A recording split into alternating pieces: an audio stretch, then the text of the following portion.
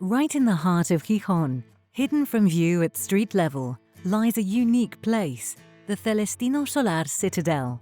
It is the most representative example of how the working class lived in the city during the industrialization. More than 200 workers' citadels were documented in Gijón.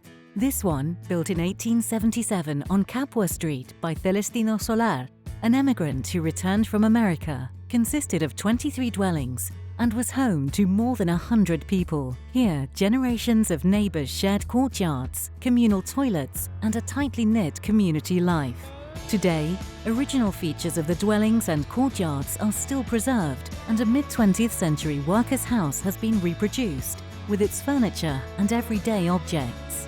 A journey through working-class memory and the industrial history of Gijón, brought to life by real testimonies of former residents who give voice to this story. Come and discover the Celestino Solar Citadel.